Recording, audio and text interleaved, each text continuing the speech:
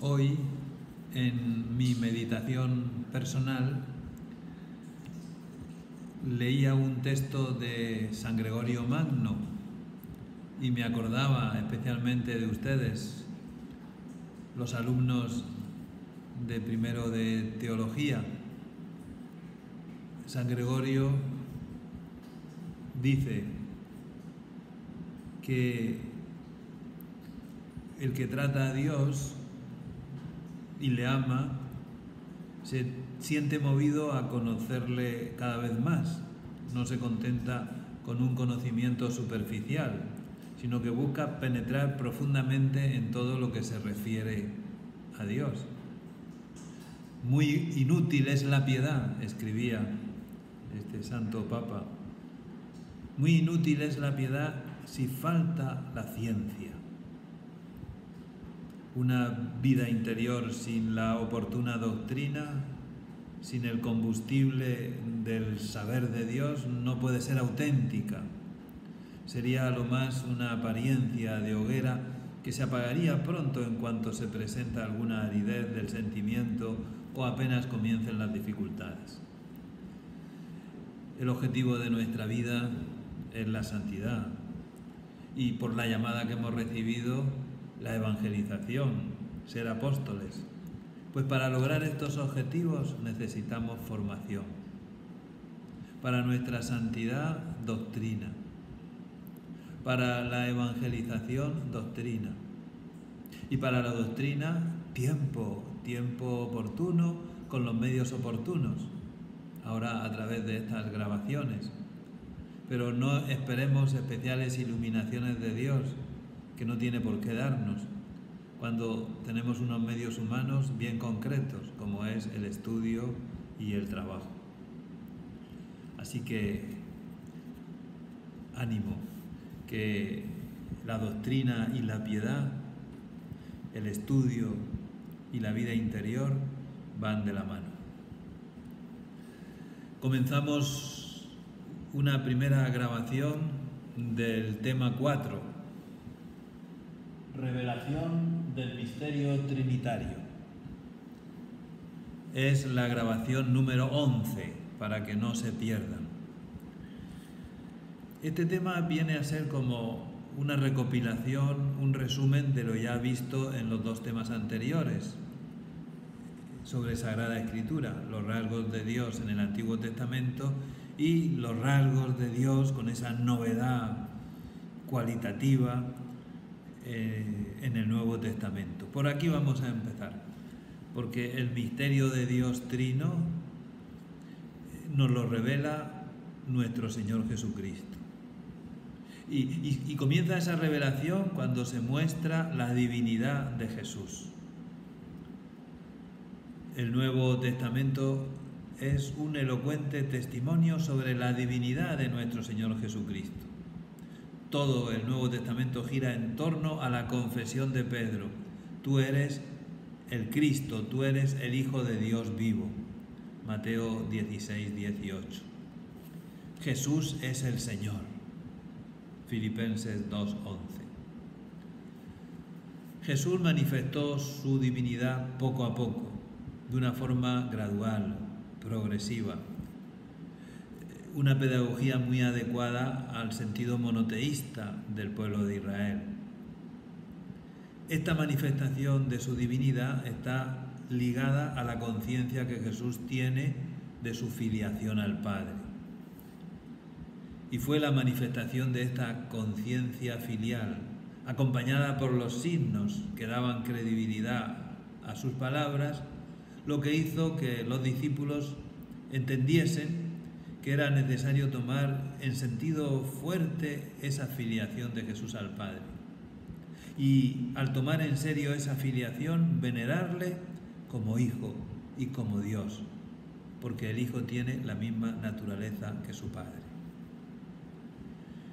Es verdad que Jesús no se atribuyó a sí mismo el título de Dios, pero sin embargo sí dijo con absoluta claridad que era Dios, y así fue entendido. Le bastó hablar con absoluta radicalidad de su filiación al Padre.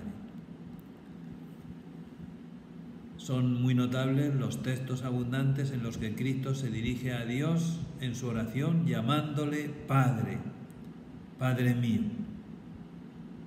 Aunque toda la cuestión de la divinidad de Jesucristo se trata en esa otra gran materia de la teología que es la cristología.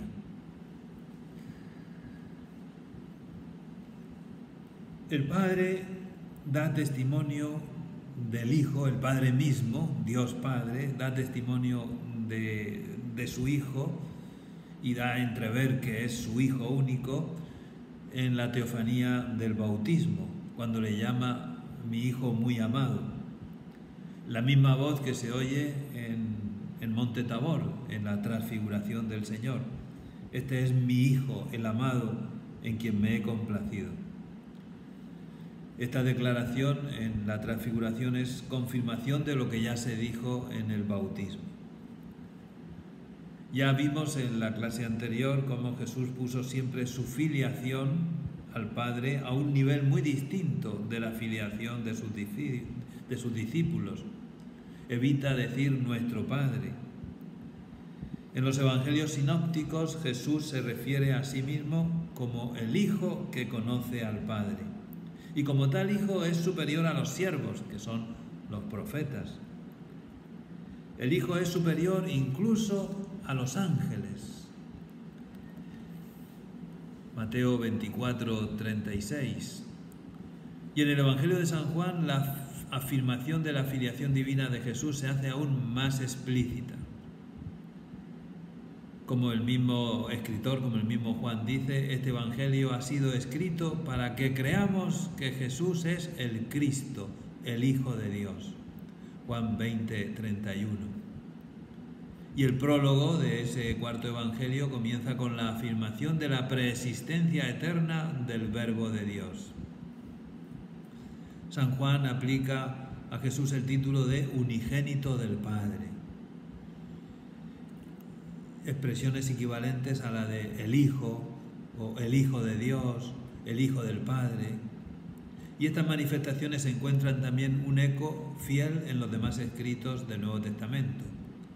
Piénsense, por ejemplo, en el himno del capítulo 2 de Filipenses, los versículos 5 al 11. Este himno cristológico es como un resumen de todo el misterio de Cristo. Vale la pena que abran el Nuevo Testamento y relean ese himno cristológico del capítulo 2 de Filipenses.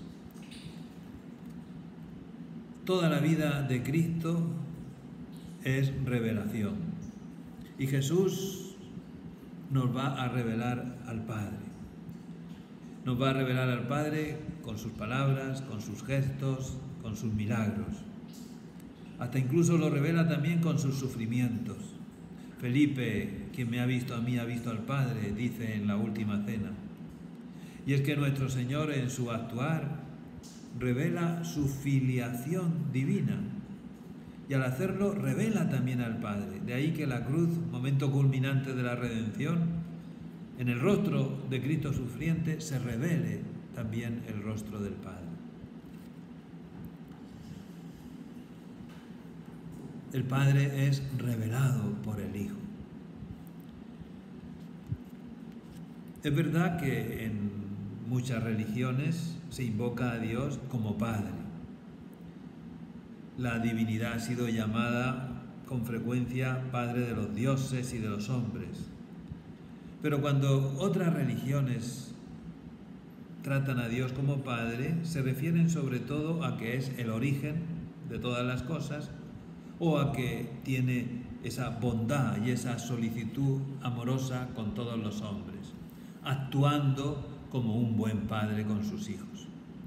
En el Antiguo Testamento también esa ternura paternal de Dios, ya lo vimos, se expresa incluso con imágenes de maternidad que indican más claramente la cercanía y la compasión de Dios. Como uno a quien su madre consuela, así os consolaré yo. Isaías 66.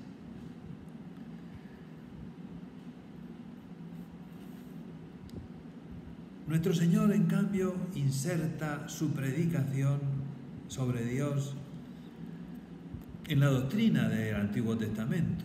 Cuando Cristo enseña el Padre Nuestro a los discípulos, les está proponiendo el tratamiento básico como tienen que dirigirse a Dios. Y ese tratamiento entrelaza con afirmaciones de la providencia, del cuidado divino presentes en el Antiguo Testamento.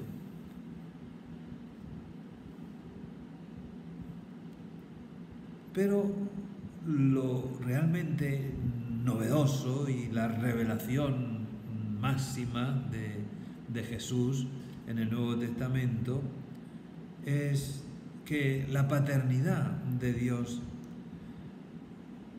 para con Él es subrayada con tal fuerza y con tal inmediatez que es sorprendente, que es muy llamativa. Nuestro Señor no solo afirma la paternidad de Dios sobre los hombres, sino con qué entrañas de misericordia ejerce esa paternidad. Y sobre todo, la radical novedad basada en la conciencia de su filiación al Padre. Jesús llama Padre suyo a Dios de una forma absolutamente nueva, que a su vez incide decisivamente en el modo con que los demás podemos llamar Padre a Dios. La filiación de los hombres a Dios, ya afirmada en el Antiguo Testamento, va a ser ahora consecuencia y aplicación de nuestro enraizamiento en Cristo. Dios Padre tiene un solo Hijo y nosotros somos hijos de Dios si nos enraizamos en Cristo. La buena noticia no es que Dios sea un buen Padre para todos nosotros. Un buen Padre como Jesús resalta con esas parábolas y con esa forma de hablar del Padre, pero la verdadera buena noticia es que Dios con toda propiedad es Padre, y es Padre porque tiene un Hijo, que es Jesús, y que en Jesús podemos ser hechos realmente hijos suyos. La buena noticia, el Evangelio, es la relación de filiación que Jesús tiene con respecto a Dios Padre. Y nuestra salvación va a radicar, volvemos a insistir sobre esta idea, en participar de esa filiación. Al tratar de la teología de Dios Padre, la atención se dirige en primer lugar a aquellos textos en los que Jesús llama Padre suyo a Dios y a la conciencia de filiación al Padre que Jesús muestra. Son unos textos en los que Jesús habla de Dios como Padre suyo en un sentido de inmediatez completa. Además afirma su total igualdad con el Padre. Especialmente significativos son los textos en los que habla de esa igualdad de conocimiento. Solo Él conoce al Padre y a su vez solo el Padre le conoce a Él. Todo me ha sido dado por mi Padre y nadie conoce al Padre, nadie conoce al Hijo sino el Padre, y nadie conoce al Padre sino el Hijo y aquel a quien el Hijo se lo quiera revelar. Ojalá nos lo haya querido revelar también a cada uno de nosotros. Y ojalá con estas clases sean motivo y medio para recibir esa revelación. Decir que solo el Padre conoce al Hijo equivale a afirmar que el Hijo pertenece a la esfera divina. Solo Dios puede conocerlo. Decir que solo el Hijo conoce al Padre es situarse a su mismo nivel. Por eso, estos textos son de capital importancia.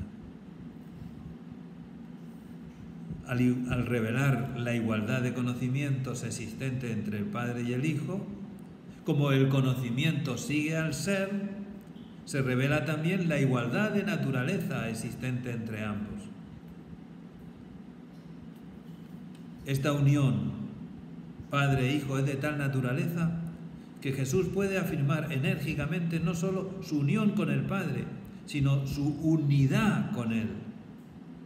Así se ve con especial fuerza en Juan 10, 22 y siguientes, esa escena del templo durante las fiestas de la dedicación.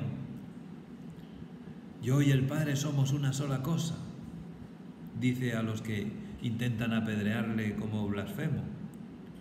Y añade, si la Escritura llamó dioses a quienes se dirigió la palabra de Dios y la Escritura no puede fallar, a quien el Padre santificó y envió al mundo, dicen ustedes que blasfema porque dice que soy hijo de Dios.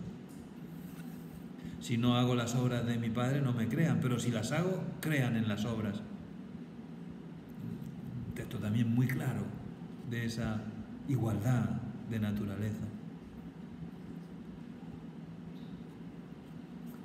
Y a esta afirmación de su filiación divina, Jesús añade un pensamiento de gran importancia en la teología trinitaria: la descripción de su unión con el Padre como un mutuo estar el uno en el otro. En la última cena: si me conocieran a mí, dice a sus discípulos, conocerían también a mi Padre. Juan 14, 7. Y dirigiéndose a Felipe, que no ha entendido la respuesta de Jesús, como quizá muchos de ustedes que no entiendan estas clases, les repito, cuando no entiendan algo van bien, porque estamos estudiando un misterio. Por eso no se preocupen si hay algo que no acaban de entender. Felipe no entendía la respuesta de Jesús, insiste en que le muestre al Padre. Y Jesús le responde: Felipe, el que me ha visto a mí ha visto al Padre. ¿Cómo dices, muéstranos al Padre? ¿No crees que yo estoy en el Padre y el Padre está en mí? Y otro argumento idéntico es el de Juan 14, 9, 11. Créanme que yo estoy en el Padre y el Padre en mí. Al menos crean por las mismas obras. Las obras del Hijo son las del Padre. No solo porque el Padre ha dado al Hijo el poder de realizarlas, sino porque el Padre está siempre en el Hijo y el Hijo en el Padre. Todas estas afirmaciones apuntan a una comunión profunda y misteriosa que se va a explicitar en la oración sacerdotal de la última cena. Cuando el Señor ore por la unidad de sus discípulos, y esto es todavía más asombroso y nos afecta muchísimo, la oración de Jesús: que todos sean uno, pero como tú, Padre, en mí y yo en ti, que así ellos estén en nosotros, que sean uno como nosotros somos uno, yo en ellos y tú en mí, para que sean consumados en la unidad. Juan 17, 21, 23, estos versículos son impresionantes. La unidad y comunión existente entre Padre e Hijo se constituye así en paradigma de la comunión de los discípulos entre sí y de su comunión con Dios.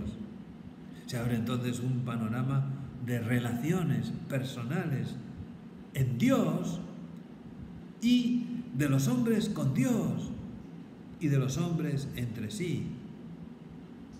Un horizonte de relaciones nuevo, fruto exclusivamente de la revelación de Jesús. Concluimos esta grabación, no así el tema, que continuará en otras grabaciones, con preguntas para Luis y para Leonel. La siguiente pregunta: ¿qué quiere decir que el Padre es revelado por el Hijo?